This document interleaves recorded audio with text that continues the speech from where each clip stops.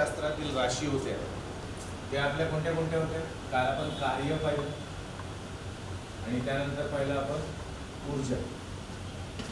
कार्य आणि ऊर्जा या दोन भौतिकशास्त्रातील राशी पाहिल्या. या दोन राशी अति महत्त्वपूर्ण आहेत विद्यार्थ्यांना. कार्य म्हणजे काय? तर कार्य म्हणजे जेव्हा आपण एखाद्या वस्तूवर बल लावतो आणि त्या बलामुळे त्या वस्तूचं विस्थापन होते, बलामुळे वस्तूचं विस्थापन होते, तर त्या वस्तूवर कार्य झालं असं आपण म्हणतो. बलामुळे वस्तूचं विस्थापन झालं तर तिथे कार्य झालं असं म्हणतो. बरं, तर हे मग F × S म्हणजे फोर्स इंटू डिस्प्लेसमेंट, बल आणि विस्थापन याच्या गुणाकारालाच आपण काय म्हणतो? कार्य म्हणतो, म्हणजे वर्क म्हणतो. ओके, याचं युनिट काय बघितलं होतं विद्यार्थ्यांनो? याचं युनिट आपण बघितलं होतं जूल. जूल आठवत असेल तुम्हाला? जूलला आपण सोप्या भाषेत काय म्हणतो? Newton metre. जूल म्हणजे न्यूटन मीटर. बरं, ऊर्जा काय होतं? तर ऊर्जा म्हणजे एखाद्या कार्याला संपन्न करण्यासाठी, एखादे कार्य कंप्लीट करण्यासाठी एखाद्या वस्तूमध्ये जी क्षमता लागते त्या क्षमतेला आपण ऊर्जा म्हणालो होतो, है ना? म्हणजे capacity to do work is known as energy. मी तुम्हाला आणखी याच्यामध्ये एक गोष्ट सांगितली होती की हे ऊर्जा आणि कार्य हे एकमेकांसोबत परिवर्तनशील आहे, म्हणजे हे एकमेकांना इंटर कन्व्हर्टिबल आहे. इंटर कन्व्हर्टिबल म्हणजे काय? की आपण जर कार्य केलं तर ते ऊर्जेच्या रूपात त्या वस्तूमध्ये समाविष्ट होऊन जाते आणि ऊर्जेमुळेच कार्य केलं जातं. म्हणजे कार्य आणि ऊर्जा हे इंटरचेंज करता येते, इंटर कन्वर्ट करता येते, परिवर्तन यांच्यामध्ये करता येते. हे मी तुम्हाला एक्झाम्पल देऊन सांगितलं होतं. आणि याच कारणामुळे ऊर्जेचं एककसुद्धा काय आहे? ऊर्जेचं एककसुद्धा काय आहे? जूल आहे. ओके, हे इथपर्यंत आपण आलो होतो का? हे विसरायचं नाही. अच्छा, ऊर्जेला असा काही स्पेशल फॉर्म्युला नाही आहे, कारण ऊर्जेमध्ये भरपूर टाईप्स आहेत. ते आपण नेक्स्ट चॅप्टर आपला ऊर्जाच राहणार आहे, त्याच्यामध्ये तुम्ही ते टाईप्स बघाल आणि ते टाईप्स जे असतील त्यावरून त्यांचं आपण काय करतो? त्यांचे फॉर्म्युले डिसाईड करतो. ही जी टर्म आहे, ही जी राशी आहे, ही आपण जनरल म्हणून बघतो आहे. ओके, तर ऊर्जा आपण नंतर व्यवस्थित आणखी शिकणार असो, त्याचे प्रकार. आता सुरू होते याच्या पुढचं. तर याच्या पुढची भौतिक राशी विद्यार्थ्यांनो ती आहे शक्ती. पुढची भौतिक राशी ही आहे शक्ती.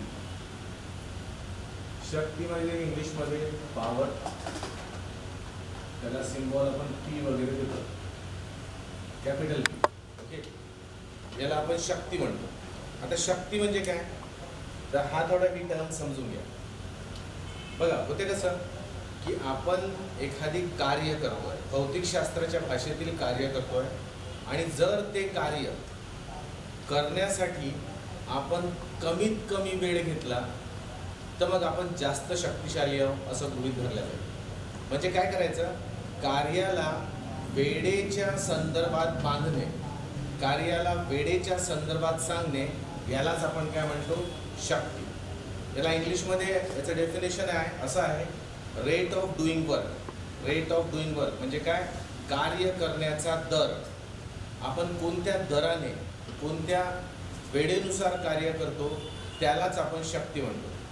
आता हे असं इझिली समजून नाही येत, याला मी थोडं व्यवस्थित समजून सांगतो तुम्हाला एका उदाहरणात.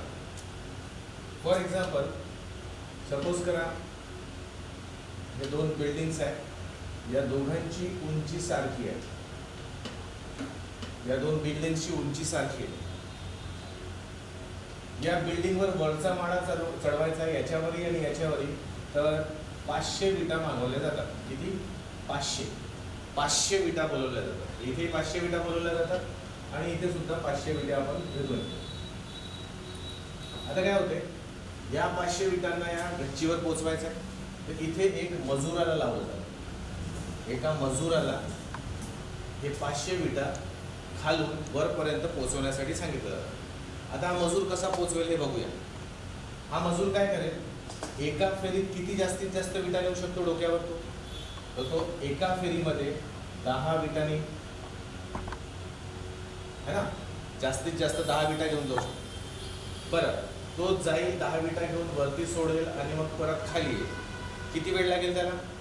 तर अंदाजाने आपण घेऊन घेऊ की त्याला लागतील 5 मिनिटं. 5 मिनिट लागतील. ठीक आहे. वरती जायचं आहे, 2-3 माळे चढायचे आहेत, ते अनलोड करायचे आहेत आणि खाली यायचं आहे. या कार्याला त्याला 5 मिनिटं लागतात. परंतु जर एका फेरीमध्ये 10 विटा घेऊन जात असेल तर 500 विटा घेऊन जायला त्याला किती फेऱ्या माराव्या लागतील? तर त्याच्या 50 फेऱ्या होतील. त्याच्या 50 फेऱ्या होतील ना. 500ला 10ने भाग दिलं तर 50 फेऱ्या होतील. आणि तो एका फेरीला जर 5 मिनिटं लावत असेल तर 50 गुणिले 5 म्हणजे किती? 250 मिनिटं त्याला लागतील. म्हणजे 4 तास 10 मिनिटात तो पूर्ण 500 विटा गच्चीवर पोहोचवेल.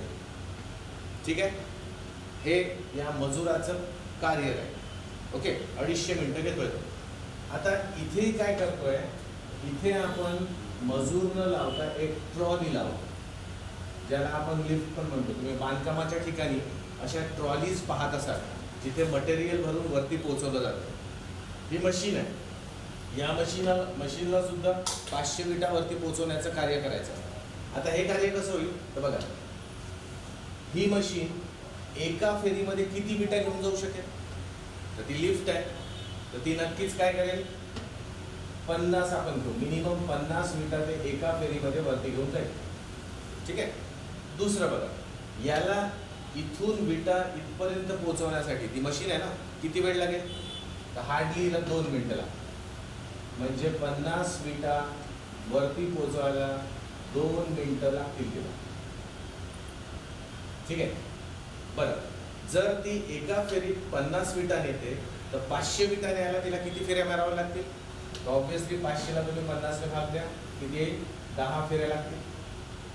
आणि जर एका फेरीला तिला 2 मिनिटं लागतात तर 10 फेऱ्या कंप्लीट करण्यासाठी तिला 20 मिनिटं लागतील. ठीक आहे. आता हे मजुराचं डिस्क्रिप्शन झालं, हे त्या मशीनचं डिस्क्रिप्शन झालं. आता तुम्हीच सांगा, हे दोघं मजूर आणि ही मशीन काय हे दोन्ही एकच कार्य करत आहेत का? तर कार्य एकच आहे काय आपण बघू. 500 विटा खालून वरती नेणे, इथे सुद्धा तेच. दोन्ही माळ्या म्हणजे दोन्ही बिल्डिंगचे जे माळे आहेत, फ्लोर्स आहेत, ते सारखेच आहेत. म्हणजे आपण काय म्हणू, दोघांना समान उंची गाठायची आहे. म्हणजे विस्थापन या विटांचं पण काय होणार आहे? इथे जितकं होईल तितकंच इथे सुद्धा होईल. तर विस्थापन सेम आहे. म्हणजेच आपण काय म्हणू, या दोघांचं कार्य एकच आहे. पण आता इथे दिसते की हा मजूर हे कार्य करण्यासाठी 250 मिनिटं घेतो आणि मशीन 20 मिनिटात ते कार्य पूर्ण करते. म्हणजे आम्हाला दिसते की कार्य मशीनद्वारे लवकरात लवकर होते. तर मग अशा वेळेस आपण काय म्हणू की या मशीनची शक्ती काय आहे? जास्त आहे. शक्ती जास्त आहे. आणि या मजुराची शक्ती काय आहे? कमी. शक्ती कमी. म्हणजे याच्यातून असं दिसून येते आपल्याला की कार्याला वेळेच्या बंधनात बांधून आपण जे सांगतो त्यालाच काय म्हटलं जाते? शक्ती. When work is represented in terms of time, that is known as power. है ना. म्हणून याला काय म्हणतो आपण? शक्तीला कार्य करण्याचा दर. दर म्हणजे पर युनिट टाइम, है ना. Rate of doing work. I hope तुम्हाला समजलं असेल. आणखी एक सोपं 2 मिनिटातलं उदाहरण सांगतो आणि म्हणजे तुम्हाला पण नक्कीच समजेल. समजा मी तुम्हाला एक चॅप्टर दिला आणि तुम्हाला म्हटलं की हा चॅप्टर मला रेडी करून द्या. एक लेसन दिला, हा लेसन मला तुमच्याकडनं रेडी पाहिजे. आता तुमच्यातील एखादा विद्यार्थी तो लेसन 2 दिवसात कंप्लीट करेल आणि होऊ शकते कुठला तरी दुसरा विद्यार्थी तोच लेसन कंप्लीट करायला 5 दिवस लावतो. तर कार्य दोघांना सेम दिलं होतं? नक्कीच होतं सेम. मग कार्य पहिल्या विद्यार्थ्याने 2 दिवसात केलं म्हणजे त्याने कमी वेळ घेतला, तर त्याची शक्ती काय? जास्त आहे. आणि ज्यांनी जास्त दिवस घेतले म्हणजे जास्ती वेळ घेतला त्याची शक्ती काय आहे? कमी. तर असं जेव्हा आपण सांगतो म्हणजे कार्याला वेळेच्या संदर्भात सांगतो तेव्हाच ते काय होऊन जाते? शक्ती. ओके. आता आपल्याला बघायचं आहे की जर शक्ती आहे तर तिचं एकक काय? पहिले तर याचा फॉर्म्युला बघू. शक्तीचा फॉर्म्युला असा आहे,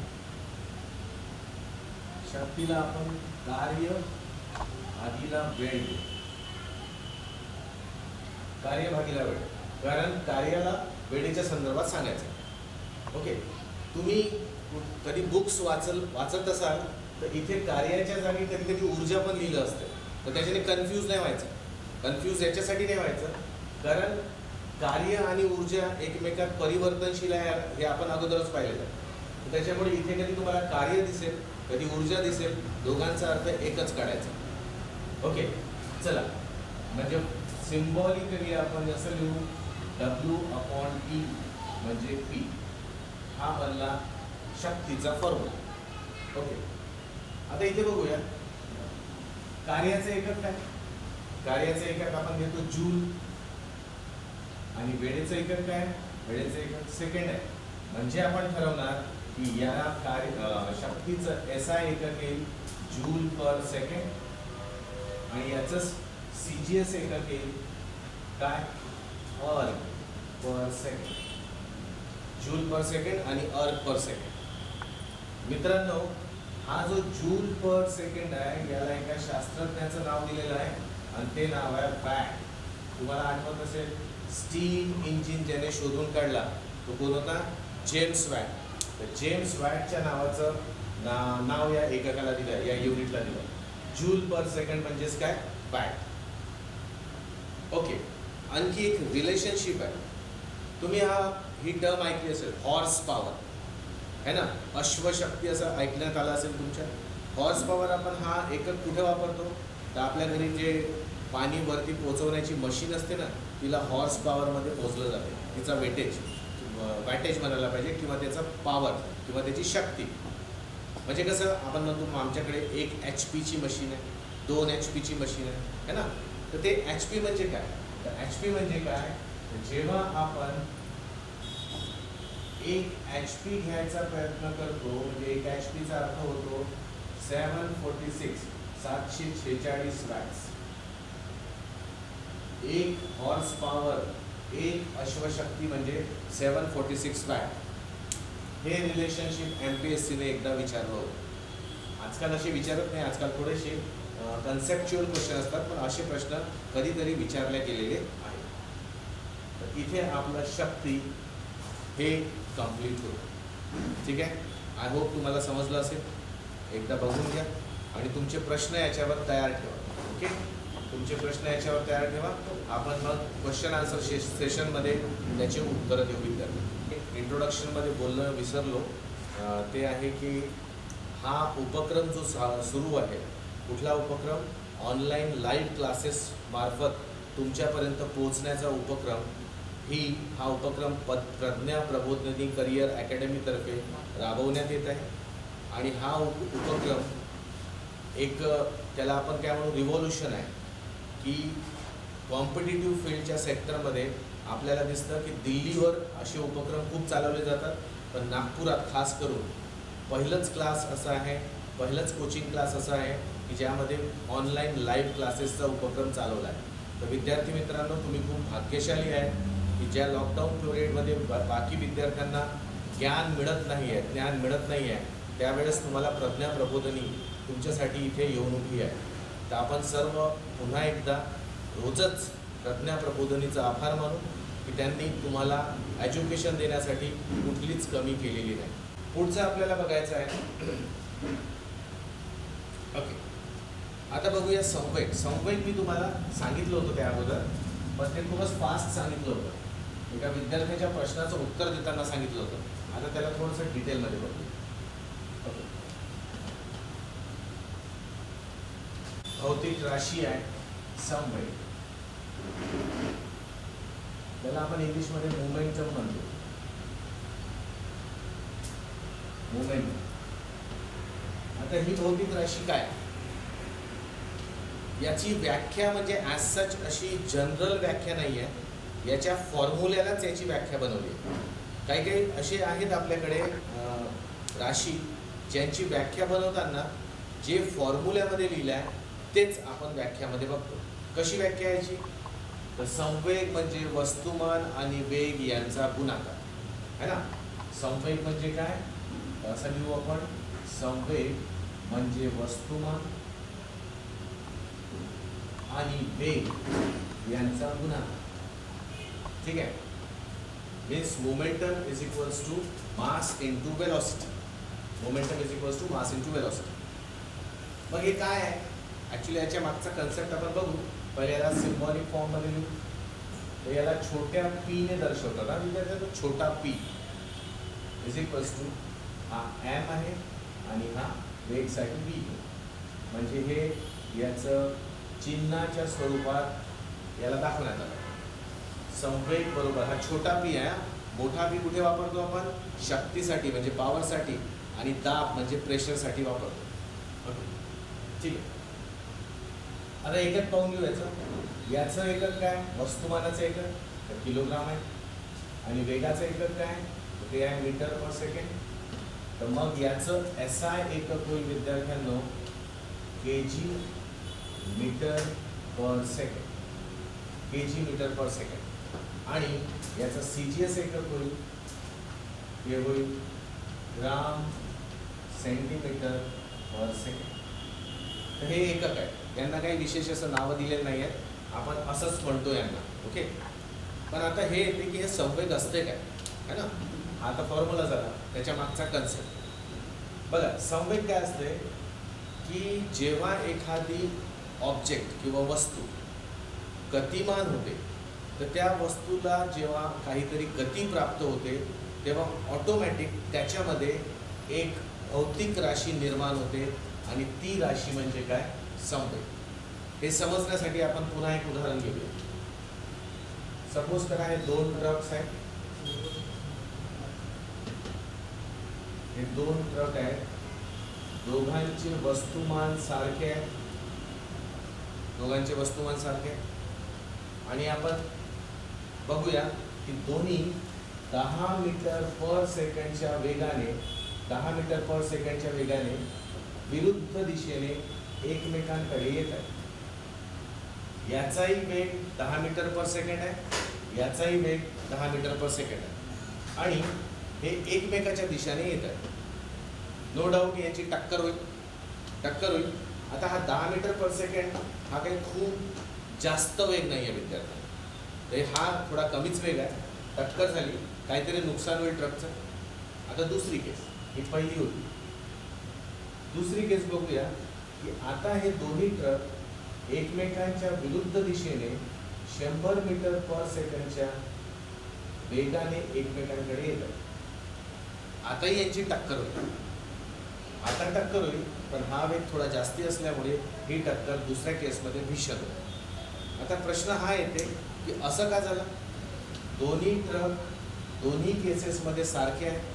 मग पहिल्या वेळेस त्यामध्ये जे नुकसान झालं टक्करमुळे हे पहिल्या केसमध्ये कमी झालं, आणि दुसऱ्या वेळेस अति जास्त झालं. तर असं का घडलं? तर ते याच्यासाठी घडलं की जेव्हा हा वेग वाढला, तेव्हा या वस्तूंमध्ये असलेला जो संवेग होता तो सुद्धा अधिक वाढून आला, आणि त्या संवेगाचा परिणाम असा झाला की सेकंड केसमध्ये टक्कर भीषण झाली. म्हणजे याच्यावरून आपल्याला दिसते की वस्तू जशी जशी वेगवान होत जाते त्याच्यामध्ये एक भौतिक राशीचा निर्माण होते, आणि ती भौतिक राशी म्हणजे काय? संवेग असते. मी तुम्हाला त्यावेळेसही सांगितलं होतं पहिल्याच क्लासमध्ये की आपण असं करू शकतो, डोळ्यावर पट्टी बांधली आणि भिंतीकडे पायी निघालो. भिंत आहे आणि आपण पायी गेलो तर भिंतीला नक्कीच आपली टक्कर होईल. थोडंसं लागेल आपल्याला, कारण आपण पायी चालत पोहोचलो होतो. आता परत डोळ्यावर पट्टी बांधू आणि परत धावत भिंतीवर जाऊन आदळू. तर आता जेव्हा आपली टक्कर होईल त्या टक्करमध्ये आपल्याला जास्ती लागेल. रिझन काय आहे की फक्त त्यावेळेस आपल्या बॉडीमध्ये मोमेंटम म्हणजे संवेग हा जास्तीचा निर्माण झाला होता, आणि त्याच्यामुळे तो इफेक्ट आपल्याला दिसून पडतो. तर हे आहे संवेग. मला वाटते तुम्हाला कळलं असेल. ओके. फॉर्म्युला लक्षात ठेवायचं, युनिट्स लक्षात ठेवायचे. ओके. मोमेंटम संवेगावर आणखी याचे डिटेल्स मी नंतर घेऊन येणार आहे. म्हणजे आता आपण जस्ट राशींची ओळख करतो आहे, याच्यातल्या पुष्कळशा राशी डिटेलमध्ये आपल्याला नंतर पाहायचं आहे. तर एक बॅकग्राऊंड बनवूया आपण. सायन्स शिकण्यासाठी, फिजिक्स शिकण्यासाठी आपला हा बॅकग्राऊंड बनवण्याचा कार्यक्रम सुरू आहे. ओके ठीक आहे. संवेग समजला? एकदा बघून घ्या आणि प्रश्न तुमचे तयार ठेवा. ओके विद्यार्थ्यांनो, मी पुढच्या राशीवर जातो.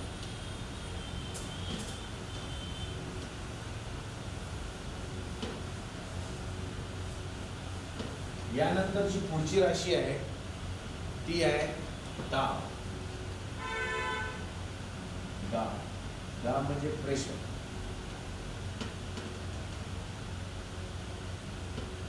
दाब म्हणजे प्रेशर.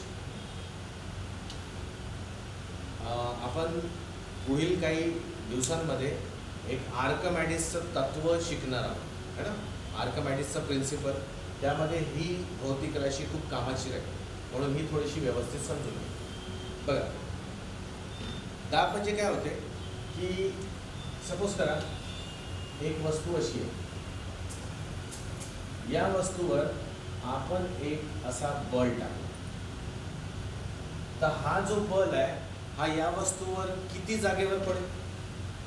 तर असं समजा की मी ते दाखवतो तुम्हाला की हा बोर्ड आहे आणि या बोर्डावर मी माझ्या एका बोटाने असा बल लावतो. एका बोटाने मी या बोर्डवर बल लावतो, असं दाबतोय मी बोर्डला. तर माझा बल जो आहे तो एका पॉईंटवर पडतोय. ओके, हा एका पॉईंटवर बल पडतोय ना, फोर्स एकाच पॉईंटवर पडतोय. तर जेव्हा एका पॉईंटवर, एका बिंदूवर आपण जेव्हा बल टाकतो तेव्हा त्याला, म्हणजे असं समजा मी इथे दाखवतो तुम्हाला, याला आपण F म्हणू. या बिंदूवर, या पॉईंटवर हा बल पडत आहे, फोर्स पडत आहे, तर तेव्हा हा फोर्स आहे. ठीक आहे, तेव्हा हा बलच म्हणू आपण. पण आता या बोर्डाला मी एका बिंदूवर बल न लावता मी आता याला काय करतोय, पूर्ण माझ्या हाताच्या पंजाने दाबतोय. आता मला सांगा, यावेळेस मी बलच लावत आहे, पण आता बल एका बिंदूवर न पडता एवढ्या जागेवर पडते. पहिले एकाच बिंदूवर बल पडत होता, आता हे जो बल लावतोय मी माझ्या हाताने तो एवढ्या भागावर पडतो. आता हा जो भाग आहे हा एक क्षेत्रफळ. तुम्हाला क्षेत्रफळ म्हणजे एरिया समजत असेल, मी तुम्हाला सांगतो की जसं क्षेत्रफळ काय असते एकदा ऐकून घ्या, तुम्हाला येतच असेल तरी मी पुन्हा सांगतो. ते क्षेत्रफळ म्हणजे काय. क्षेत्रफळ हा एक राशी आहे जे आपण सपाट जागा मोजण्यासाठी वापरतो. जसं फॉर एक्झाम्पल, तुमच्यापैकी मला कोणी विचारलं की सर तुमचा बोर्ड, हा जो बोर्ड लागला आहे किती मोठा आहे, तर मी तुम्हाला असं जर सांगतोय की आमच्याकडे आमच्या प्रज्ञा प्रबोधिनीमध्ये एवढा मोठा बोर्ड आहे, तर हे असं सांगणं म्हणजे मूर्खपणासारखं सांगणं. एवढा मोठा बोर्ड आहे, इतका मोठा आहे, असं नाही म्हणता येत. जेव्हा आपण सायंटिफिकली बोलतो तेव्हा आपण ॲक्युरसीने बोललं पाहिजे.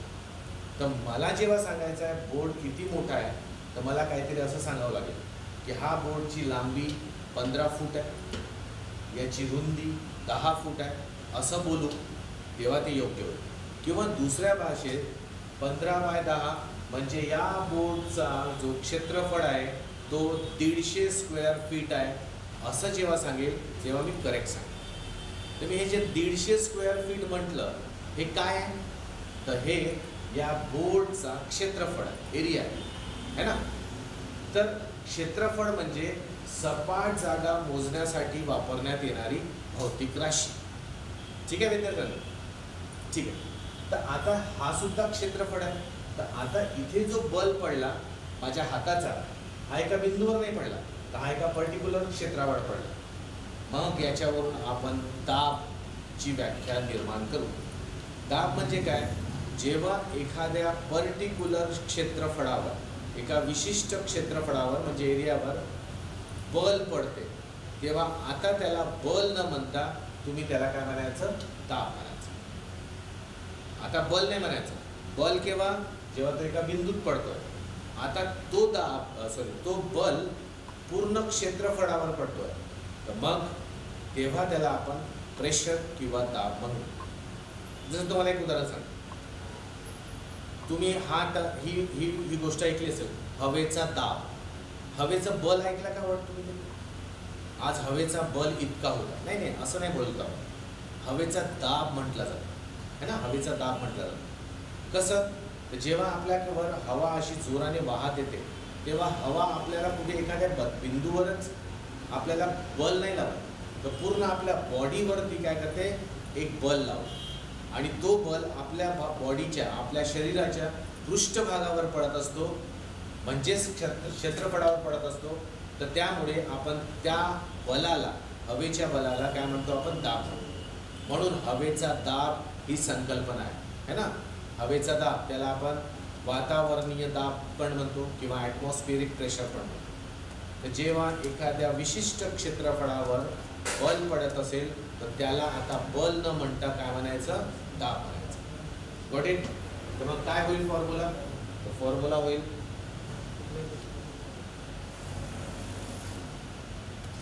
दाब म्हणजे बल भागीला काय, क्षेत्रफळ. म्हणजे क्षेत्रफळाच्या संदर्भात बलाला सांगणे, किती क्षेत्रफळावर बल पडत आहे ना, ते सांगणे म्हणजे दाब. Pressure is equals to what, force upon area. तर मग फॉर्म्युला कसा बनेल, सिम्बॉलमध्ये पी, हा पी कॅपिटल आहे प्रेशरसाठी, एफ म्हणजे बल आणि क्षेत्रफळासाठी ए, हा बनला सिम्बॉलिकल फॉर्म. ओके, आता याचे एकक पाहूया.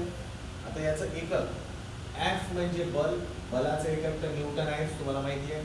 आणि क्षेत्रफळ आपण बघा, मगाशी मी स्क्वेअर फीट म्हटलं होतं ना, बोर्डचं क्षेत्रफळ स्क्वेअर फीट म्हटलं होतं. पण हा स्क्वेअर फीट काही स्टँडर्ड एकक नाही आहे, म्हणजे एसआय एकक नाही आहे.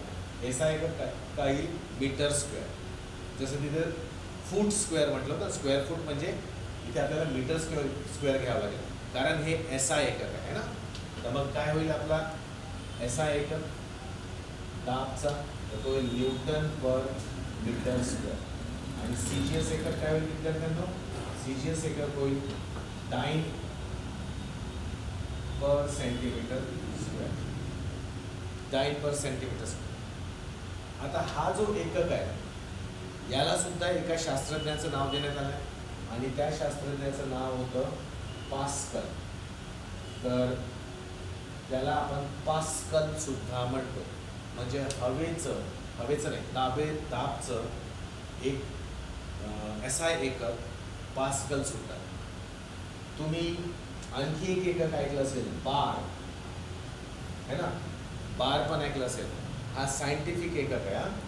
हे जेव्हा सायंटिफिक ऑब्झर्वेशन्स करतात ना, तेव्हा हा बार युनिट वापरला जातो, हा एकक वापरला जातो. जनरली हा एसआय एकक ते न्यूटन पर मीटर आहे, त्यालाच आपण पास्कल म्हणतो, पण हा बार आहे. आणखी तुम्ही हाही एकक ऐकलं असेल, mm ऑफ एच जी. तर असे विभिन्न एकक दाबचे आहेत, प्रेशरचे आहेत. पण हा आपण डिटेलमध्ये एका चॅप्टरमध्ये आणखी घेणार आहोत. तिथे मी हे टर्म्स पुन्हा समजावून सांगतो. ठीक आहे विद्यार्थ्यांनो. तर हा असतो प्रेशर म्हणजे दाब. आशा करतो की तुम्हाला ही भौतिक राशी सुद्धा व्यवस्थित समजलेली असेल. ठीक आहे, बघून घ्या एकदा. काही डाऊट्स असतील रेडी ठेवा. शेवटच्या टप्प्यात येतोय आपण. आता बघूया शेवटच्या, म्हणजे आणखी आहेत राशी, पण आपण शेवटच्या टप्प्यातल्या कडे वळतोय. आता यावेळेस आपण बघणार आहोत वजन. वजन म्हणजे काय, वेट. आता हे थोडंसं कॉम्प्लिकेटेड आहे, वजन समजणं खूप कॉम्प्लिकेटेड आहे. तर व्यवस्थितपणे समजवण्याचा प्रयत्न करू. बघा, वजन समजत असताना आम्हाला थोडंसं गुरुत्वाकर्षण समजावं लागतं. ठीक आहे. हा जो वजन आहे ना, हा वजन एक प्रकारचा काय आहे, बल आहे. वजन एक प्रकारचं बल आहे. वजनाला आणि वस्तुमानाला पुष्कळशे लोक या दोन टर्म्सला एकच समजतात है ना. वजन आणि वस्तुमान है ना. वस्तुमान म्हणजे मास आणि वेट एकच आहे असं पुष्कळांना वाटतं. पण बेसिकली मास आणि वेट म्हणजे वस्तुमान आणि वजन हे एकच नसून ह्या दोघंही अगदी वेगवेगळ्या काय भौतिक राशी आहेत. त्या कशा वेगवेगळ्या आहेत हे आपण थोड्या वेळात बघणारच आहोत. पहिले आपण वजन समजून घेऊ. आपल्याला माहिती आहे की पृथ्वी जी आहे ही पृथ्वीवर असलेल्या प्रत्येक वस्तूला स्वतःकडे ओढत असते. पृथ्वी तिच्या सभोवताली असलेल्या, म्हणजे असं नाही की पृथ्वीवर एक्झॅक्टली पाहिजे, वरती पण असेल तर कुठेही वस्तू असू द्या, तिच्या सानिध्यात असलेली वस्तू नक्कीच पृथ्वीच्या कडे ओढली जाते. त्याला आपण काय म्हणतो विद्यार्थ्यांनो? त्याला आपण म्हणतो गुरुत्वाकर्षण, है ना? त्याला गुरुत्वाकर्षण. ठीक आहे. मग आता गुरुत्वाकर्षण आहे, हे गुरुत्वाकर्षणाबद्दल कोणी सांगितलं होतं? तर हे सांगितलं होतं न्यूटनने. असं म्हणतात ना, ते न्यूटनचं तुम्हाला ते स्टोरी माहिती असेल की न्यूटन कुठे होता? ॲपल म्हणजे सेबाच्या झाडाच्या खाली बसला होता. त्याच्या डोक्यावर ते ॲपल पडला आणि मग त्याने काय केला, तो विचार केला की हे खालीच का पडला, वरती का नाही गेला, आणि मग असंच करता करता विचार करता करता त्याने तो गुरुत्वाकर्षणाचा शोध लावला. तुम्हाला एक खरी गोष्ट वाटते का विद्यार्थ्यांना? असं झालं असेल? असं नक्कीच नाही झालं. ही फक्त सांगायची गोष्ट आहे. गुरुत्वाकर्षणावर न्यूटनच्या अगोदर सुद्धा पुष्कळ लोकांनी काम केलं होतं, पण व्यवस्थितपणे काम करून व्यवस्थितपणे फॉर्म्युलाइज करून सांगणारा पहिला व्यक्ती होता न्यूटन. तर ते ॲपलवाली जी स्टोरी आहे ती फक्त ऐकण्यापुरती मर्यादित ठेवा, ते काही तसं झालेलं नाही. त्याच्या अगोदर ॲरिस्टॉटल नाही, गॅलिलिओ, कोपर्निकस यांनी सुद्धा गुरुत्वाकर्षणाबद्दल काही ना काही बोललेलं आहे, पण फक्त त्यांना बरोबर ते मांडता नाही आलं. मांडणीचं काम व्यवस्थित कोणी केलं असेल तर ते न्यूटन. ओके, तर चला, तर न्यूटन काय म्हणतो? न्यूटन गुरुत्वाकर्षणाबद्दल काय बोलतो की विश्वात म्हणजे युनिवर्समध्ये कोणत्याही दोन वस्तू असू द्या. न्यूटन म्हणतो युनिवर्समध्ये म्हणजे विश्वात कोणत्याही दोन वस्तू असू द्या, त्या दोनही वस्तू एकमेकांना आकर्षित करतात. म्हणजे त्या दोघांमध्ये एक असं आकर्षण बल असतं. म्हणजे तुम्ही विचार कराल तर कोणत्याही दोन वस्तू म्हणतोय, म्हणजे हा जर मी मार्कर घेतला आणि हाही मार्कर घेतला तर या विश्वामध्ये असलेल्या दोन वस्तू आहेत, है ना? तर हा मार्कर आणि हा मार्कर सुद्धा एकमेकांना अट्रॅक्ट करतात, आणि या अट्रॅक्शनच्या फोर्सला आकर्षणाच्या बलालाच न्यूटनने गुरुत्वाकर्षण म्हटलं आहे. विद्यार्थ्यांना बघा, हे जे गुरुत्वाकर्षण आहे ना, हे फक्त पुष्कळशी लोक काय समजतात, पृथ्वीच्या संबंधितच आहे.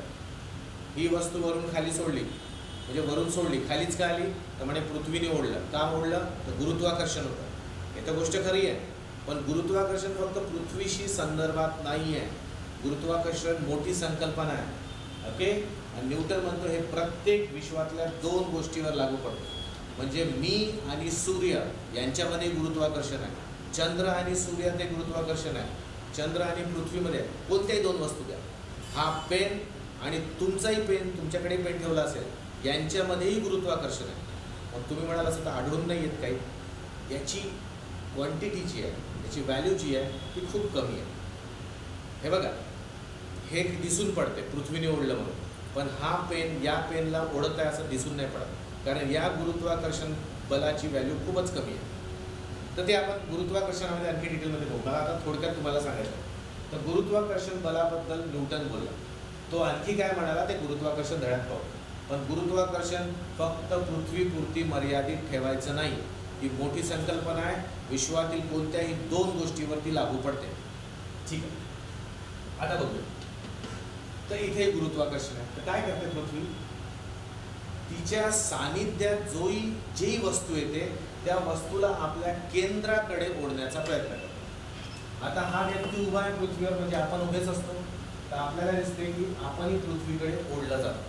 म्हणूनच तर आपण जमिनीवर ठाम उभे आहोत. जर समजा थोड्या वेळासाठी पृथ्वीचं गुरुत्वाकर्षण ऑफ झालं, 1 सेकंड 1 मिनिटासाठी ऑफ झाला, तर आपण असे चक्क बाहेर फेकले जाऊ, असं उडून जाऊ आपण कुठे स्पेसमध्ये.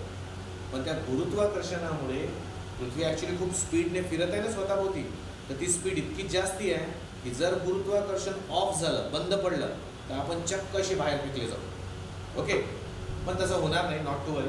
तर आपण नेहमी पृथ्वीच्या सरफेसवर म्हणजे काय, पृथ्वीच्या पृष्ठभागावर नेहमी चिटकलेले असतो.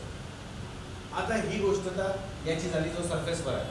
आता ही गोष्ट बघा, एक असं समजा एक दगड आहे, हा दगड वरती एरोप्लेनमधून आपण खाली सोडला.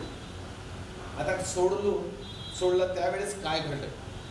नो डाऊट पृथ्वी त्याला स्वतःकडे ओढणं सुरू करेल. आता तो दगड पृथ्वीकडे येताना जसा सोडला तो खाली पडत असताना प्रत्येक मुवमेंटला, प्रत्येक क्षणाला त्याचा वेग वाढत जाईल. म्हणजे असं आपण एक्सपेरिमेंटली असंच घेऊ अंदाजाने की जेव्हा तो सोडण्यात जस्ट आला तेव्हा त्याचा वेग 0 मीटर पर सेकंड. जेव्हा तो इतक्यात पोचला तर होऊ शकते त्याचा वेग 10 मीटर पर सेकंड होता. जेव्हा तो इथे आला होऊ शकते 20 मीटर पर सेकंड होता. आणि जेव्हा तो एकदम पृष्ठभागाच्या जवळ आला तर हे 40 मीटर पर सेकंड होता त्याचा वेग. आणि असं खरंच होते. आपण वरून वस्तू सोडली तर ती वस्तू जेव्हा सुटून खालपर्यंत येते तर कंटिन्यू प्रत्येक सेकंडला त्या वस्तूचा वेग वाढत जातो. हे जे मी व्हॅल्यूज घेतले आहे अशा अंदाजाने घेतलेले आहे. ओके, तुम्हाला समजलं. म्हणजे ही वस्तू खाली आली आणि प्रत्येक मुवमेंटला तिचा वेग बदलत गेला. ओके, आता तुम्ही आठवा आपण दुसऱ्या दिवशी म्हणजे काल काहीतरी एक राशी शिकलो होतो. ती राशी होती त्वरण म्हणजे ॲक्सलरेशन. कसं तिला डिफाईन केलं होतं आपण, व्याख्या कशी दिली होती? त्वरण म्हणजे वेगातील बदल. आता मला सांगायचं वेगात बदल होत आहे की नाही होत? नक्कीच होत आहे. वेग वाढत आहे म्हणजे वेग बदलत आहे. तर या वाढत्या वेगामुळे किंवा बदलत असलेल्या वेगामुळे या वस्तूमध्ये काय निर्माण होईल? त्वरण निर्माण म्हणजे ॲक्सलरेशन निर्माण. त्वरण निर्माण होईल म्हणजे ॲक्सलरेशन निर्माण होईल. बरं, हे जे त्वरण आहे याच्यासाठी कारणीभूत कोण आहे? कशामुळे हे त्वरण घडून येत आहे? तर पृथ्वीच्या गुरुत्वाकर्षणामुळे आहे ना. जर पृथ्वीचं गुरुत्वाकर्षण नसतं तर हा त्वरण आला असता का विद्यार्थ्यांनो? नसता आला. तर हा जो त्वरण आहे हा स्पेशली पृथ्वीच्या गुरुत्वाकर्षणामुळे निर्माण होत आहे. म्हणून या त्वरणाला आपण काय म्हणतो? गुरुत्व त्वरण. याला स्पेशल नाव आहे गुरुत्व त्वरण. म्हणजे काय? ॲक्सलरेशन ड्यू टू ग्रॅव्हिटी किंवा ग्रॅव्हिटेशनल ॲक्सलरेशन. बघा, वस्तू सोडली म्हणजे फ्रीली सोडायची आहे. तिला असं खाली घेऊन नाही. बघा मी सांगतोय, हा पेन जेव्हा येतोय ना खाली, हा फ्री आहे.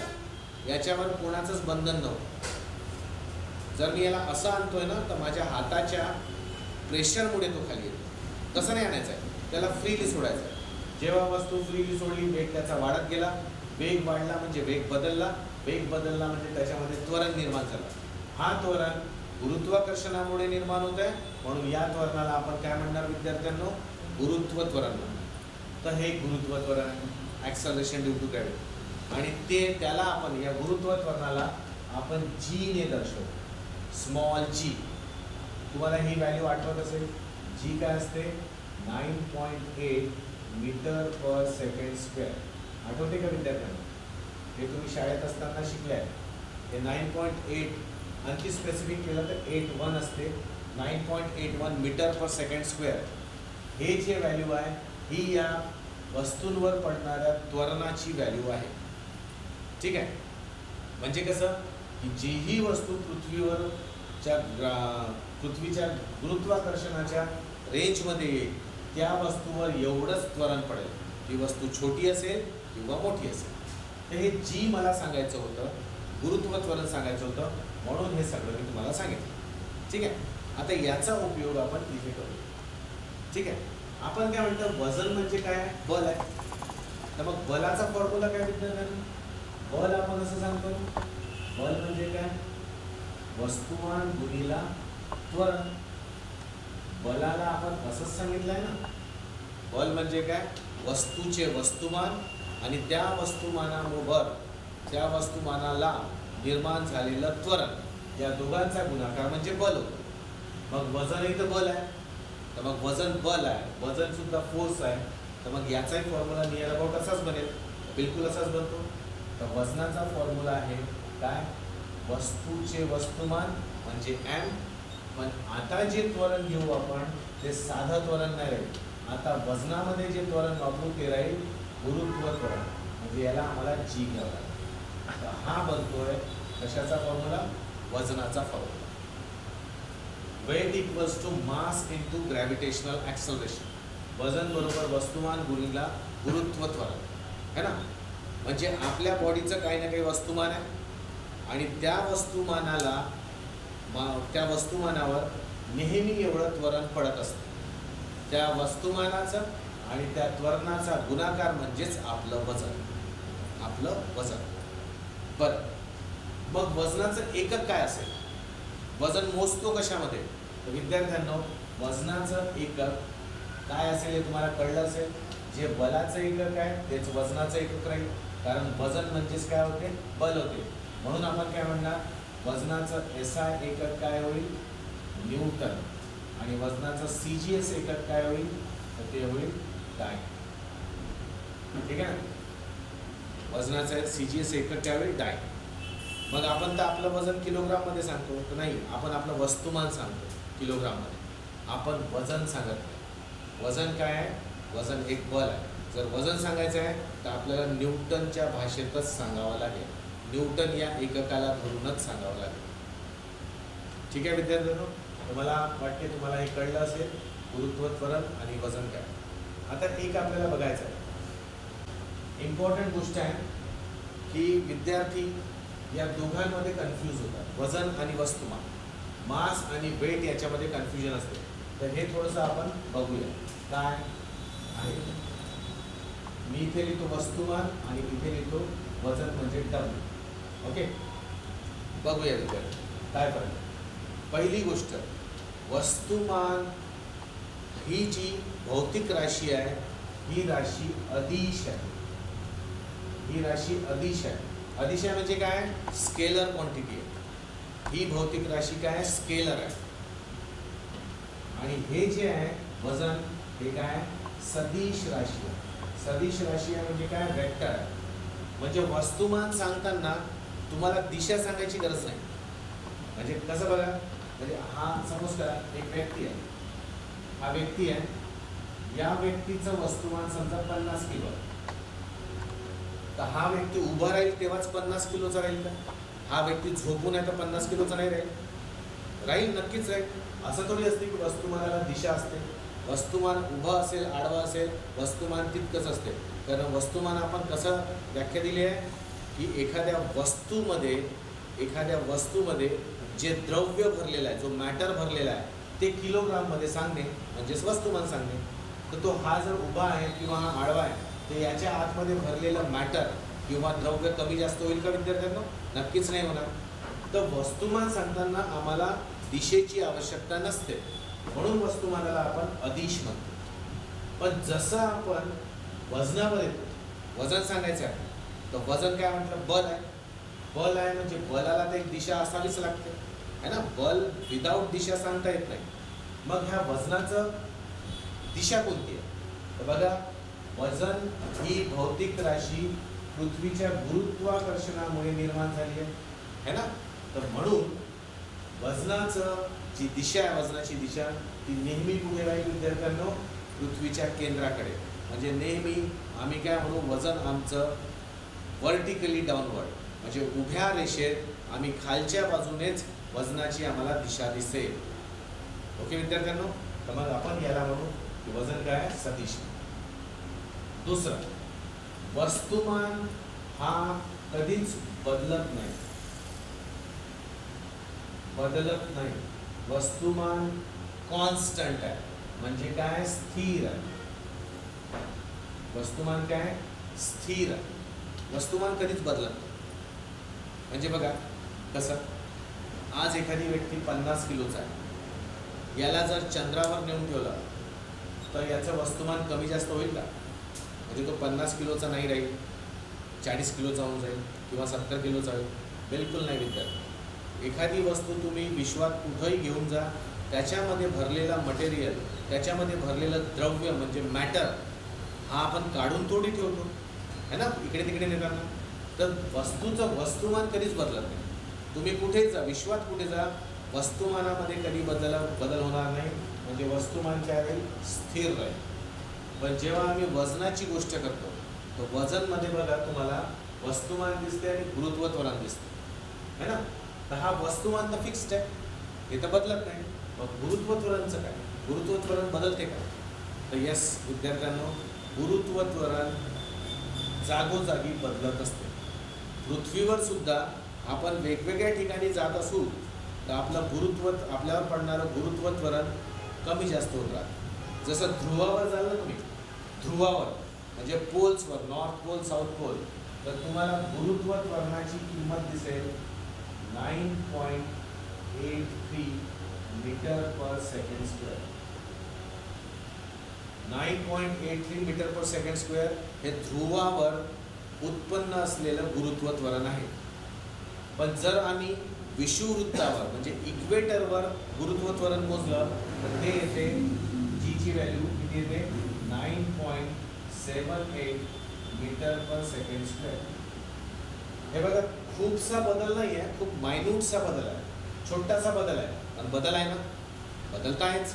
तर मग आम्ही काय म्हणणार, गुरुत्व त्वरण पृथ्वीवर सुद्धा जागोजागी बदलत असते.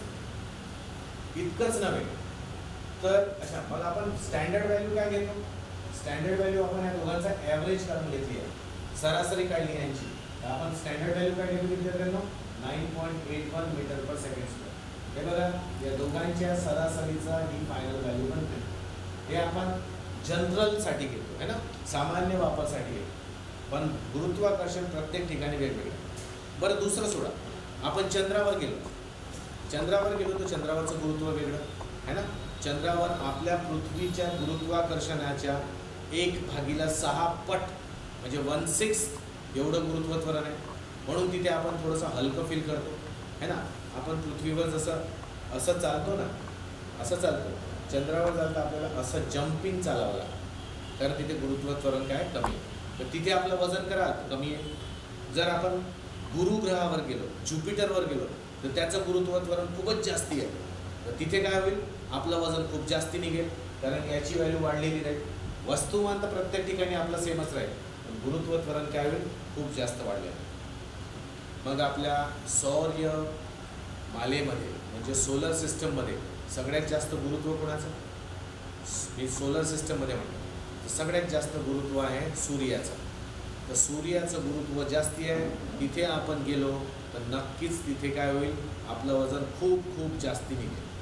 ओके, पण सूर्यावर जाऊ नाही शकत, हा भाग वेगळा, ठीक आहे. तर वस्तुमान बदलत नाही, स्थिर आहे, पण वजन बदलत असते, कारण इथे जी बदलला की डब्ल्यू सुद्धा बदलेल. मग इथे लिहू आपण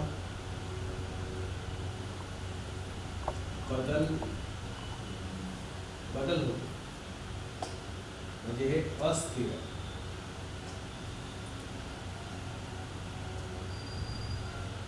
ठीक आहे. तो वस्तुमान अदिश राशी बदलत नाही, वजन सदिश राशी, याच्यात बदल होतो. याचं एकक आहे किलोग्राम आणि याचं एकक आहे न्यूटन. न्यूटन म्हणजे काय होते, केजी मीटर पर सेकंड स्क्वेअर है ना, हे होते न्यूटन.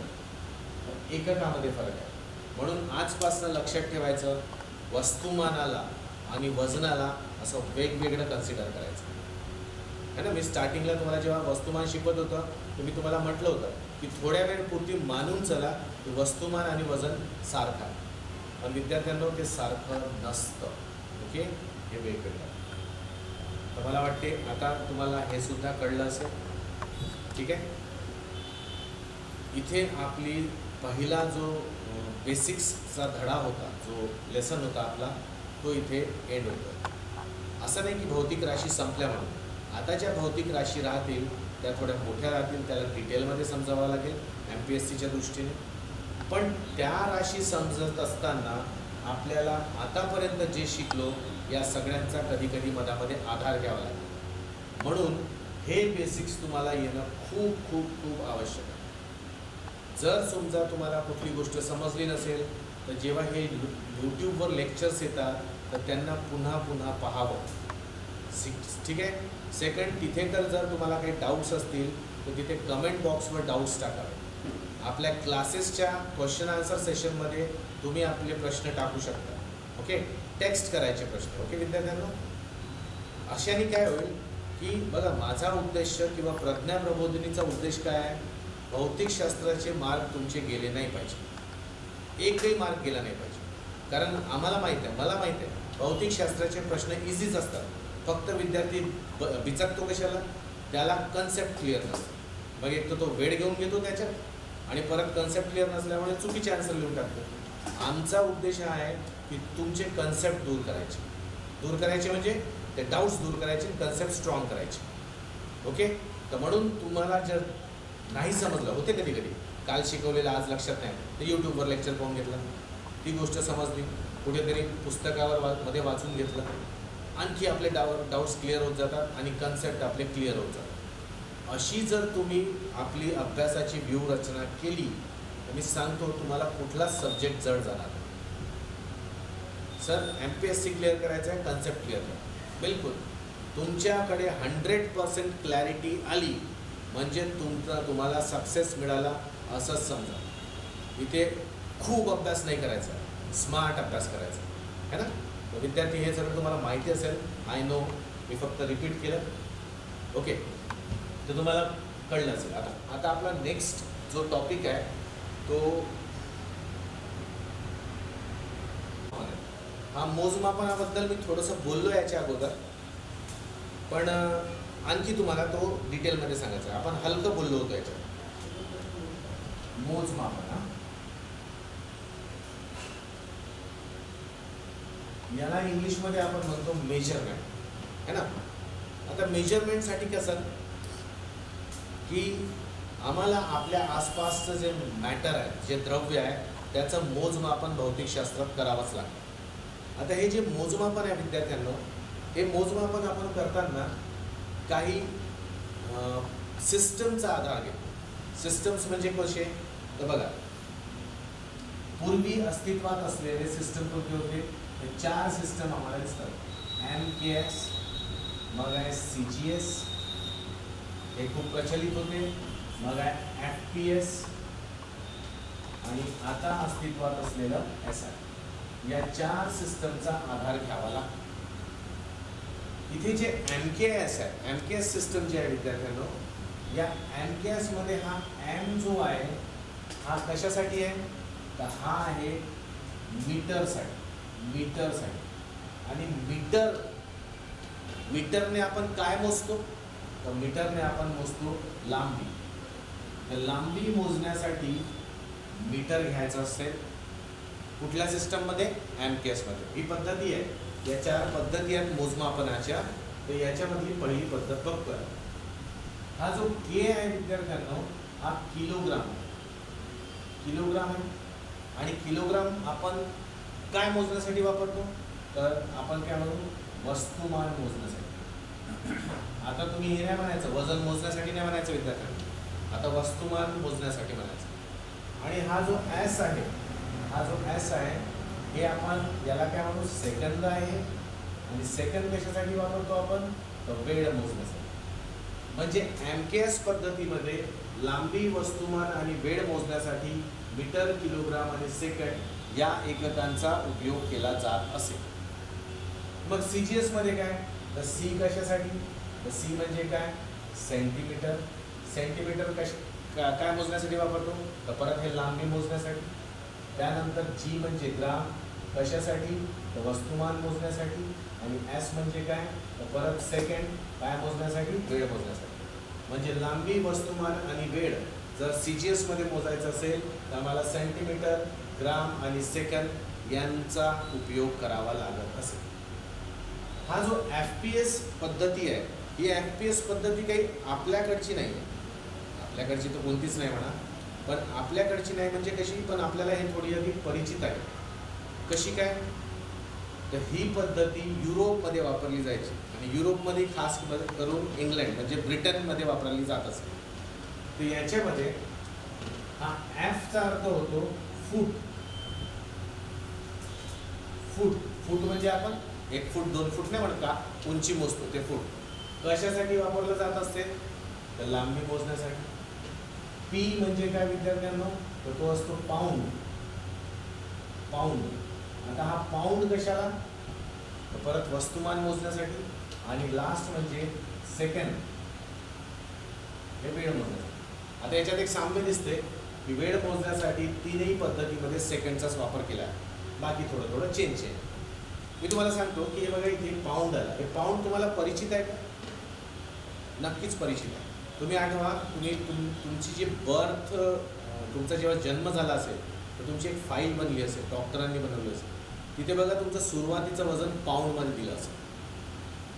बाळाचं वजन जन्मल्यानंतर आजकाल किलोग्राममध्ये सांगतात, या अगोदर काय सांगितलं जात असे, पाऊंडमध्ये सांगितलं जात असे. याच्या मागचं तुम्ही कधी विचार केला का की का बरं बाकी सगळं तर किलोमध्ये मोजतात, मग त्या बाळाचंच वजन का बरं पाऊंडमध्ये सांगितलं जाते? याच्या मागचं लॉजिक असं आहे की जेव्हा अगोदर डिलिव्हरीज व्हायच्या आपल्या देशामध्ये तर त्या घरीच व्हायच्या, पण ब्रिटिश लोक आले, यांनी इथे हॉस्पिटल्स बनवली आणि डॉक्टर सुरुवातीचे कोण राहायचे?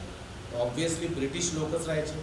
तर ते डॉक्टर लोक हॉस्पिटलमध्ये जेव्हा डिलिव्हरी करायचे तर ते बाळाचं वजन कशाला केलं जाते? बाळाचं वजन त्याची म्हणजे सुदृढता कशी आहे, तो हेल्दी आहे की नाही हे बघण्यासाठी वजनच केलं जातं.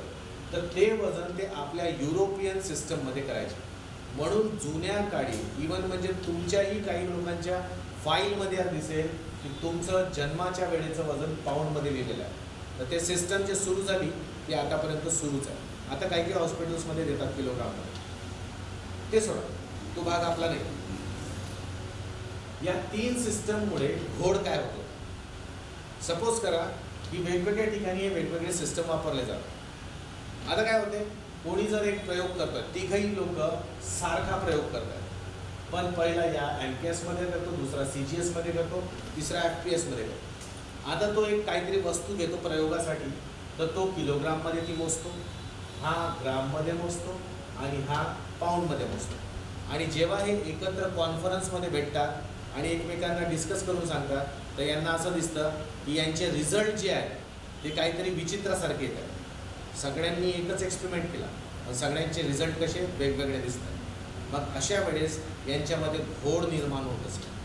तर हा घोड निर्माण नाही व्हावा म्हणून आंतरराष्ट्रीय लेवलवर, आंतरराष्ट्रीय पातळीवर असं ठरवण्यात आलं की सिस्टम एकच बनवायची आणि त्या सिस्टममध्ये पूर्ण वर्ल्ड वाईड इंटरनॅशनल लेवलवर काम करायचं.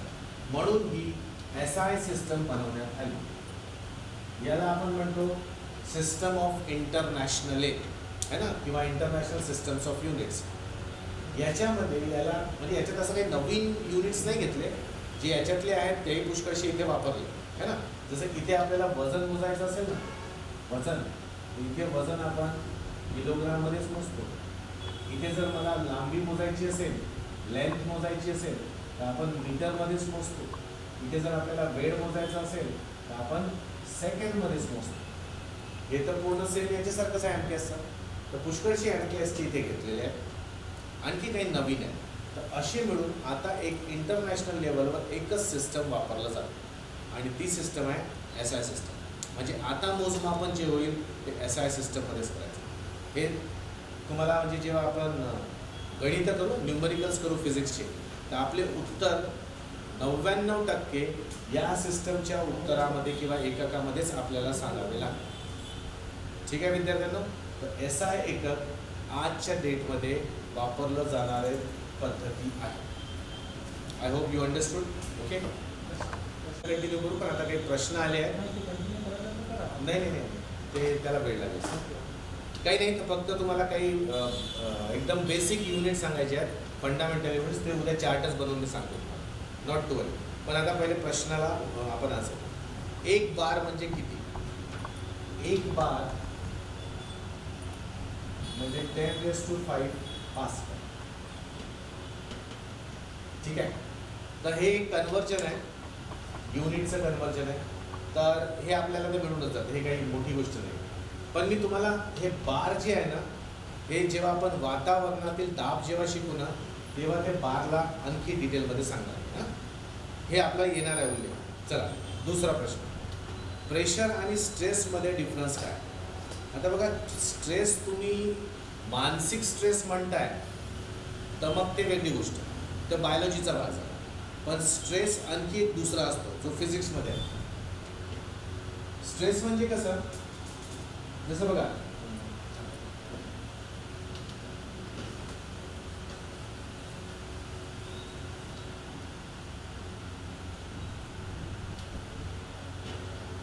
एक असा वायर घेतो, एक चांगला स्टीलचा वायर घेतला आणि या वायरला आपण इथे एक काहीतरी वजन लावतो. एक ब्लॉक लावला, एक वेट लावला. आता काय होईल की हा वेट लावल्यामुळे या वेट म्हणजे याचं वजन खालच्या डायरेक्शनला पडेल, खालच्या डायरेक्शनला पडेल आणि खालच्या डायरेक्शनला पडल्यामुळे या वायरमध्ये एक तणाव निर्माण. जर हा वजन खूप जास्ती असेल ना विद्यार्थ्यांना, तर तुम्हाला माहिती असेल की हा वजन जर जास्ती झाला तर हा वायर ब्रेक होतो. हा ब्रेक होतो, पण ब्रेक व्हायच्या पहिले त्याच्यामध्ये असा एक तणाव निर्माण होतो, ओढताण निर्माण होतो. त्याला आपण फिजिक्सच्या भाषेमध्ये टेन्साईल स्ट्रेस म्हणतो. टेन्साईल स्ट्रेस, ठीक आहे ना. तर तुम्ही जर हा स्ट्रेस म्हणत असाल, ज्यांनी विचारला असेल प्रश्न, हा स्ट्रेस म्हणत असाल तर हा स्ट्रेस आणि प्रेशर हे दोघे वेगवेगळे.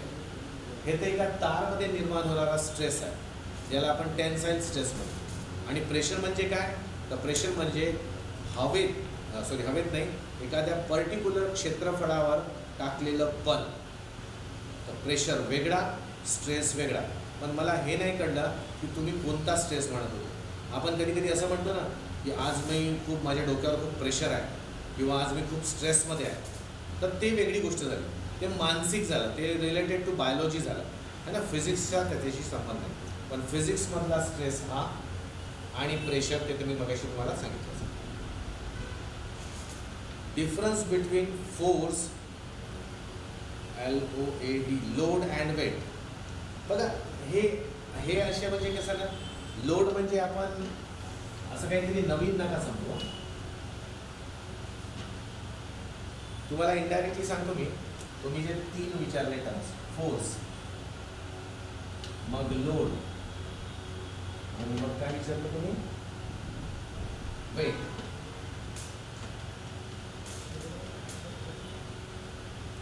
ठीक आहे. तुम्हाला मी मगाशीच सांगितलं की फोर्स आणि वेट बेसिक फोर्स आहे, बेसिक फोर्स आहे. पण वजन सुद्धा एक प्रकारचा फोर्स आहे, वेट सुद्धा एक प्रकारचा फोर्स आहे, असं लक्षात ठेवा. वेट सुद्धा एक प्रकारचा फोर्स आहे. आता तुम्ही म्हणाल लोड म्हणजे काय. आता लोड हा टर्म पुन्हा मी काय म्हणतो बघा, बायोलॉजीच्या भाषेमध्ये आज माझ्यावर कामाचा खूप लोड आहे, ते पुन्हा ते मानसिक झालं. पण जर लोड आपण दुसराही घेतो, म्हणजे सपोज करा एक ट्रक आहे, या ट्रकमध्ये आपण जे सामान भरतो त्याला सुद्धा आपण काय म्हणतो, लोड म्हणतो. जर तुम्हाला हा लोड म्हणायचा असेल तर हा load is nothing but weight. म्हणजे कसं, वेट म्हणजेच फोर्स, लोड म्हणजेच वेट, म्हणजेच तो सुद्धा काय होईल, फोर्स. म्हणजे इनडायरेक्टली तिन्ही काय सारखे आहे की नाही. आलं का लक्षात तुमच्या. लोड म्हणजे जर ट्रकमध्ये जो लोड भरतो तो म्हणत असाल तुम्ही, तर हा लोड म्हणजेच हा वजनच आहे ना इनडायरेक्टली. ट्रकमध्ये माल लोड केला, माल लोड केला म्हणजे काय केलं, ते वजनी माल त्या ट्रकमध्ये भरलं. आता त्या मालाला आपण मोजायचं कसं, तर त्याचं तर वजनच मोजलं जाईल ना. वजन मोजलं म्हणजेच तुम्ही काय मोजून राहिले, बल.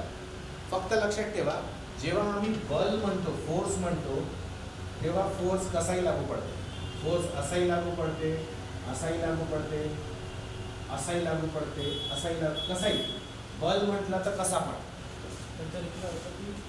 सगळे फिजिक्सशी रिलेटेडच बोलतो, बायोलॉजीच्या संदर्भात नाही असं त्यांचं म्हणणं आहे. ओके, ठीक आहे. हे जे बल आहेत ना, हे सगळे बल कसेही पडतात. पण जेव्हा मी वजन म्हणतो, तर वजन जर मला सांगायचं आहे विद्यार्थ्यांनो, तर त्याला मला खालच्याच डायरेक्शनने दाखवावं लागतं. वेट नेहमी डाऊनवर्ड डायरेक्शनमध्येच असतो, ठीक आहे. वेट नेहमी डायरेक्शन त्याची डाऊनवर्ड असते. तर मग डायरेक्शनच्या अँगलनी वेट आणि फोर्समध्ये थोडासा डिफरन्स येतो, ठीक आहे. तिसरा question, Y gravitational force different place on earth. आवाज नाही येत आहे. हॅलो विद्यार्थ्यांना, आवाज येत आहे का, ऑडिओ व्हिडिओ येत आहे. व्हिडिओ तर येतच असेल, ऑडिओ सांगा, रिप्लाय करा. ऑडिओचा रिप्लाय करा एकदा. येत आहे ना, हां ठीक आहे, ठीक आहे. ग्रॅव्हिटेशनल फोर्स अर्थवर वेगवेगळा का पडतो. ग्रॅव्हिटेशनल फोर्स अर्थवर वेगवेगळा का पडतो. ॲक्च्युली अर्थ आपली कशी आहे, ती जेव्हा निर्माण झाली होती पृथ्वी, तेव्हा ती पृथ्वी अशी स्पेरिकल आकारामध्ये, कशी होती, गोल आकारात होती, गोलच्या आकारात, फुटबॉलसारखी होती. पण ती कंटिन्युअस अशी रिव्हॉल्व होत आहे, स्वतःच्या आजूबाजू अवतीभोवती अक्षाभोवती फिरत आहे. तर यामुळे काय झालं की पृथ्वीचा आकार थोडा वरून चपटा झाला, आणि चपटा झाल्यामुळे इकडून थोडासा एक्सपांड झाला. म्हणजे आम्ही जर असा अंतर मोजला पृथ्वीचा, कोणता, पूर्व पश्चिम, आणि उत्तर ध्रुव दक्षिण ध्रुव असा मोजला, तर हे आम्हाला कमी मिळेल. ठीक आहे. या पृथ्वीच्या आकारामुळे म्हणजे शेपमुळे गुरुत्वाकर्षणामध्ये जे जी ची किंमत आहे ती आपल्याला वेगवेगळी मिळते, ती आपल्याला वेगवेगळी मिळते, है ना. कारण त्याच्यासाठी काय आहे ना, एक मॅथमॅटिकल टर्म आहे. म्हणजे न्यूटननी जशी सांगितली होती ना, न्यूटननी कसं सांगितलं होतं की दोन वस्तूंमध्ये असलेलं गुरुत्वाकर्षण बल याचा एक फॉर्म्युला सांगितला होता, Gm1 m2 अपॉन r². आता बघा, हा फॉर्म्युला मी गुरुत्वाकर्षणामध्ये डिटेलमध्ये सांगेल. आता तुम्हाला सांगतो हा r काय आहे, तर वस्तू आणि म्हणजे त्या दोन वस्तूमधलं अंतर. आता मला सांगा, एक वस्तू इथे असेल आणि एक वस्तू इथे असेल, या दोघांच्या मधलं अंतर किती आहे, तर ही वस्तू आणि पृथ्वीच्या केंद्रामध्ये हे अंतर, आणि ही वस्तू आणि पृथ्वीच्या केंद्रामध्ये हे अंतर आहे. तर या दोन्ही अंतरामध्ये फरक आहे ना. मग फरक आहे म्हणजे r ची किंमत कमी आहे, तर मग गुरुत्वाकर्षण बलाची सुद्धा किंमत काय येईल, कमी जास्त होईल. जर पृथ्वी सगळीकडे गोलच आकाराची असती, आता चपटी आहे पृथ्वी, चपटी आहे पृथ्वी, थोडासा तिचा आकार चपटा झाला, असा वरून दबलेली आहे आणि मधातून अशी फुललेली आहे, त्यामुळे गुरुत्वाकर्षण बल पृथ्वीवर वेगवेगळ्या ठिकाणी वेगवेगळं दिसतं आपल्याला. हायड्रॉलिक ब्रेक आता नाही शिकू आपण. हायड्रॉलिक ब्रेक खूप सिंपल आहे. त्याच्यासाठी एक प्रेशरमध्ये आपल्याला आणखी एक टर्म शिकावं लागतं. तर विद्यार्थी मित्रांनो, आपण हायड्रॉलिक ब्रेक मी आता नाही सांगत तुम्हाला, पण जे मी सांगितलं ना आर्किमिडीज प्रिन्सिपलच्या चॅप्टरमध्ये मी तुम्हाला, कारण आता प्रेशरची फक्त ओळख करून दिली, पण तिथे मी तुम्हाला हायड्रॉलिक ब्रेक नक्की समजून सांगेन. ओके. आता हा टॉपिक घेण्यासाठी थोडंसं काय होईल, हायड्रॉलिक ब्रेक्स तुम्हाला सांगू का नाही, तर तुम्ही म्हणाल सर टाळून राहिले, तुम्ही म्हणाल की सर सांगून नाही राहिले. मी तुम्हाला एक सांगतो, एक प्रिन्सिपल आहे बघा, थोडक्यात सांगतो, थोडक्यात. एक असं इमॅजिन करा,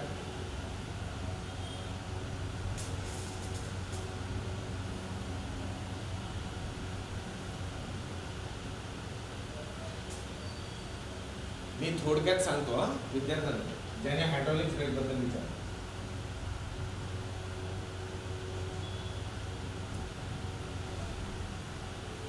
ठीक आहे, ठीक आहे.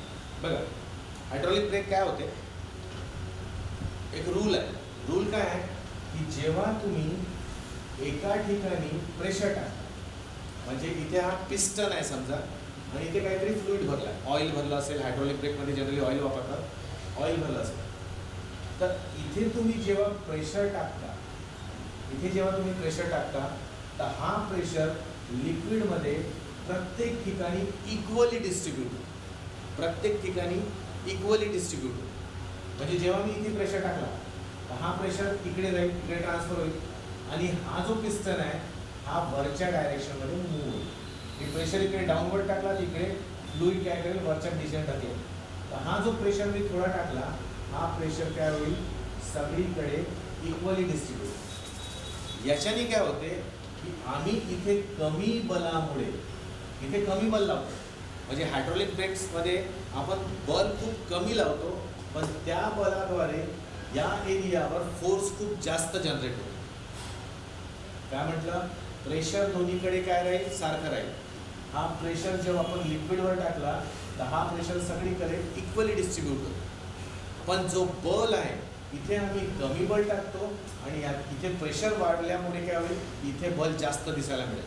आणि बल जास्ती दिसला तर काय होईल, आमचे ब्रेक्स ऑटोमॅटिकली काम करतात. म्हणजे हे हायड्रॉलिक ब्रेक्स कसे, कारच्या चारही व्हीलला ब्रेक्स असतात ना.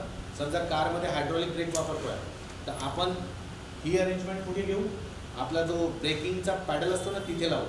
ब्रेक मारताना तुम्हाला काय खूप मोठा फोर्स लावावा लागतो का, नाही लावा लागतो. कमी फोर्स लावतो आपण, इकडे प्रेशर क्रिएट होते आणि ते प्रेशर सगळीकडे काय होते, इव्हनली स्प्रेड होते आणि तिकडे आपल्याला जास्ती फोर्स मिळतो.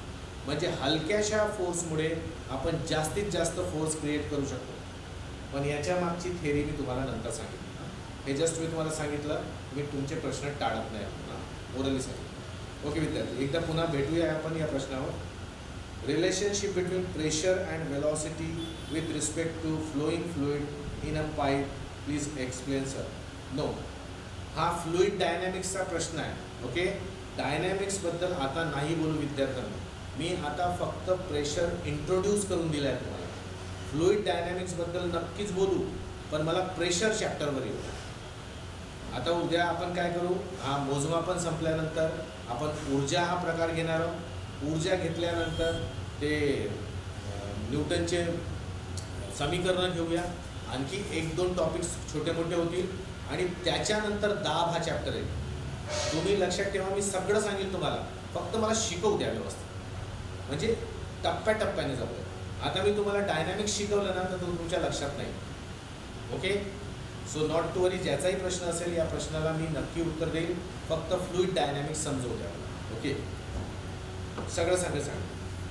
ब्रिटिश सिस्टम काय, ब्रिटिश सिस्टम म्हणजे विद्यार्थ्यांना ही जे ब्रिटिश म्हणजे मोजमापनाची सिस्टम हे FPS होती, फूट पाऊंड आणि सेकंड. ही सिस्टम आपण ब्रिटिश सिस्टम म्हणून ओळखतो, पण ती आता कामात राहिलेली नाही. जेव्हापासून SI सिस्टमचा उदय झाला, आता सगळे सिस्टम्स आपण SIS वापरतो. आणि घ्यायचंच असेल तर दुसरं सिस्टम म्हणजे आपण हा घेतो, कोणता, CGS. तुम्हाला 10वी-12वीपर्यंत SI CGS असा कॉम्बिनेशनमध्ये सांगितलं जातं.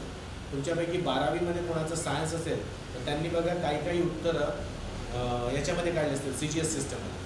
तर आम्हाला SIवर वर्क करायचं आहे, आम्हाला थोडं अधिक CGSवर वर्क करायचं आहे, पण MKS आणि FPS बद्दल आपल्याला काहीही विचारत नाही परीक्षा, म्हणून त्याच्याबद्दल टेन्शन घ्यायचं नाही.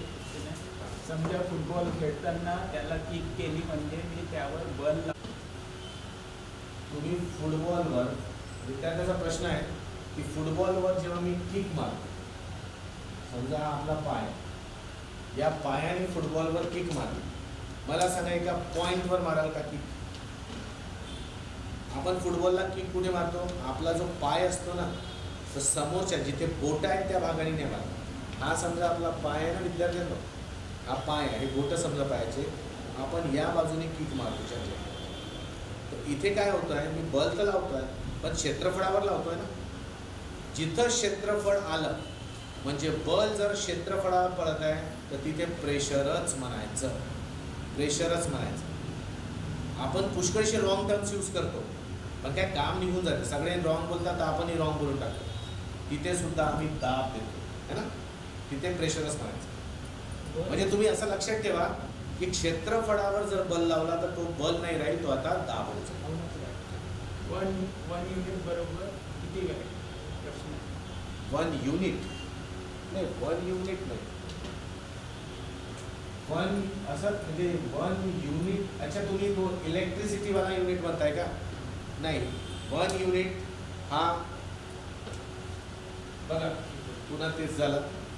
तुम्ही काय करा, तुम्हाला हा प्रश्न, तुम्ही हा इलेक्ट्रिसिटीबद्दल बोलताय ना तुम्ही, म्हणजे आपल्या इकडे इलेक्ट्रिकल युनिट्स जे जळतात ते म्हणताय ना, तेच आहे का? एकदा रिप्लाय करा. युनिट म्हणजे इलेक्ट्रिसिटीवाला म्हणताय का तुम्ही आपल्या घरी? हां, तर ते इलेक्ट्रिसिटी चॅप्टरमध्ये मी सांगेन. मी काय म्हणतो, प्रश्न तुम्ही असे विचारा. बघा तुम्ही की नाही समोरचे प्रश्न नका विचारू, कारण मला ते सांगायला थोडं कठीण होईल.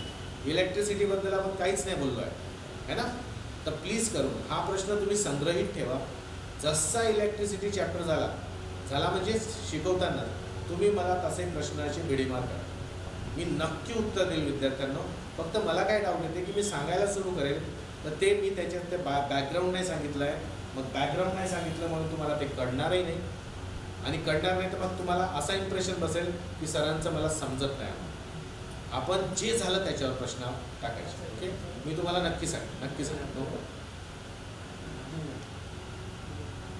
आणखी वर्तुळाकार गतीत फिरत असलेल्या वस्तूचे कार्य शून्य का असते? वर्तुळाकार गतीत फिरत असलेल्या वस्तूचे कार्य शून्य का असते? बघा, वर्तुळाकार गती जेव्हा असते तिला आपण सर्क्युलर म्हणतो. ठीक आहे.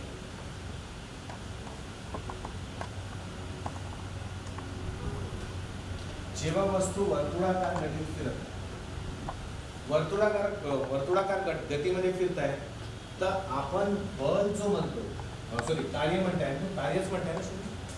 हो, कार्य. वर्क जे आहे याला आपण फोर्स इंटू काय म्हणतो, डिस्प्लेसमेंट. जर वस्तूचं डिस्प्लेसमेंट आपण टोटल कॅल्क्युलेट केलं, म्हणजे फॉर एक्झाम्पल ही वस्तू जर इथून सुरू करते आणि फिरत येऊन परत त्याच ठिकाणी घेऊन जाते, वर्तुळाकार गतीत गेली, फिरत येऊन त्याच ठिकाणी आली, तर मला सांगा विस्थापन किती होईल त्याचं, एस किती होईल. म्हणजे फॉर एक्झाम्पल हे बघा, आपण एक व्यक्ती इथे आहे, मग तो असा फिरला, असा येऊन मग तो इथे आला. ही त्याची सुरुवातीची स्थिती आहे आणि ही त्याची अंतिम स्थिती आहे. सुरुवात आणि अंतिम स्थितीमध्ये डायरेक्ट अंतर किती आहे, हे त्याच्यामधलं सरळ रेषेतील अंतर आहे, याला आपण विस्थापन म्हणतो. हा व्यक्ती जरी खूप फिरून इथे आला पण याच्यामधलं विस्थापन एवढूसच आहे. मग जर हा व्यक्ती इथून येऊन परत त्याच ठिकाणी येतोय ज्या ठिकाणी तो सुरू झाला होता, म्हणजे त्याची सुरुवातीची आणि अंतिम स्थिती एकच आहे, तर त्याचं विस्थापन किती झालं, शून्य झालं. विस्थापन शून्य झालं तर मग ऑटोमॅटिकली कार्य सुद्धा काय होते, इथे शून्य ठेवलं तर शून्य गुणिला बल काय होईल, शून्यच होईल ना.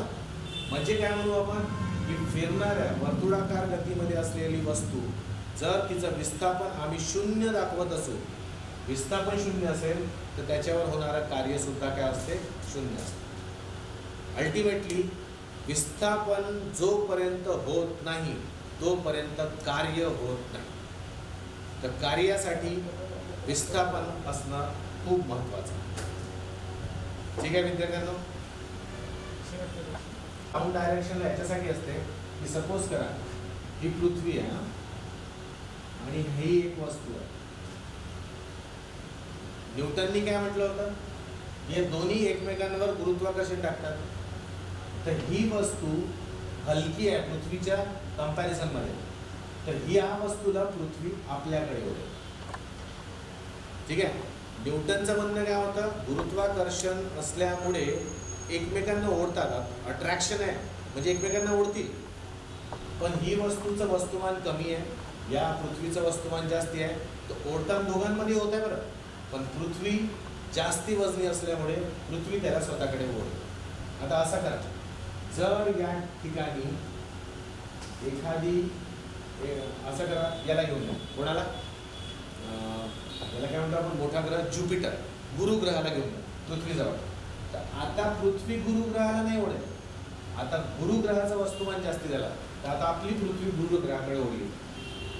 म्हणजे इनडायरेक्टली काय तर पृथ्वी म्हणा किंवा आणखी कोणती दोन गोष्टी म्हणा, या दोन गोष्टींमध्ये जर गुरुत्वाकर्षण बल आहे तर कोण कोणाला ओढेल, तर ज्याचं वस्तुमान जास्ती आहे तो त्याला ओढेल. याचं वस्तुमान जास्ती असेल तर याला ओढेल, याचं जास्ती असेल तर तो याला ओढेल.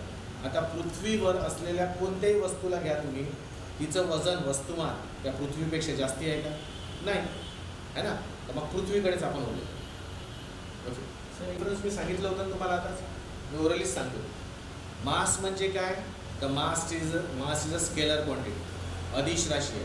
वेट म्हणजे काय, सदिश आहे. का बरं सदिश आहे, वेक्टर आहे, कारण त्याला बल आहे, बल असल्यामुळे बलाला डायरेक्शन असते.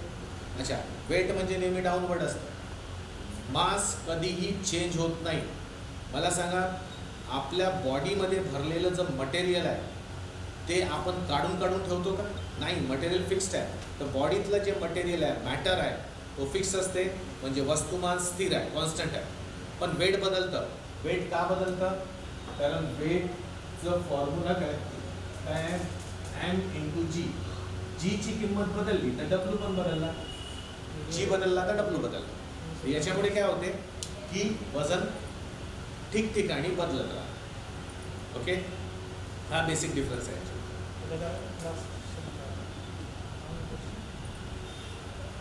आता बघा, ॲक्च्युली आपण वस्तुमान सांगत असतो, किलोग्राम सांगतो ना आपण, म्हणजे आपण आपलं वस्तुमानच सांगतो, पण त्याला टर्म पडली वस्तुमानाला वजन. ठीक आहे, वजन सांगायचं आहे तर आपल्याला न्यूटनमध्येच सांगावं लागतं. आता होते कसं ना, पुष्कळशा चुकीच्या धारणा आपल्या समाजात रूढ झालेल्या, असं नाही म्हणत इंडियामध्ये, वर्ल्ड वाईड. तर आता मला एक सांगा, आपल्याला म्हटलं SI सिस्टममध्ये सांगा, तुम्ही सांगाल का आपली स्पीड गाडी चालवताना तुम्ही याच्यात सांगाल की याच्यात सांगाल? मीटर पर सेकंडमध्ये सांगाल आपली गती की किलोमीटर पर आवरमध्ये सांगा? आपण नक्कीच किलोमीटर पर आवरमध्ये सांगा, जे की हे नॉन स्टँडर्ड आहे. स्टँडर्ड हे आहे, तर जे एक धारणा सुरू आहे ते त्याच्यात चालेल. पण जेव्हा आम्ही सायंटिफिकली बोलतो, काही प्रयोग करतो आहे, काही कॉन्फरन्समध्ये भाग घेतो आहे, काही पेपर प्रेझेंटेशन करतो आहे, तिथे आम्हाला ॲक्युरेट राहावं लागतं. दैनंदिन जीवनात आपण काही बोललं तरी चालतं, पण ॲक्च्युअल लाईफमध्ये आम्हाला, म्हणजे जेव्हा सायंटिफिक अँगल येतो तेव्हा आम्हाला करेक्ट करावं.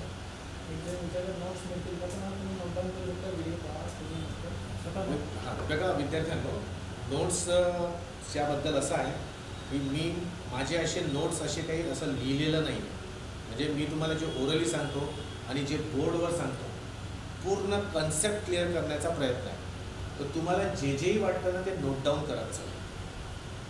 हे असं म्हणजे असं सिस्टमॅटिक नाही सांगणार मी तुम्हाला की मग इथे लिहिलं मोजमापन, मग त्याची व्याख्या लिहिली, मग ती व्याख्या लिहून झाल्यानंतर मग असं काही नाही. फिजिक्स असं शिकायचंच नसते. फिजिक्स असंच शिकायचं असतं, इकडे एक आकृती, तिकडे एक आकृती, त्याच्यानंतर त्याच्यानंतर तुम्ही कन्सेप्ट क्लिअर करण्यावर भर द्या. आणि असं खूपसं काही लिहिलेलं मिळणार नाही.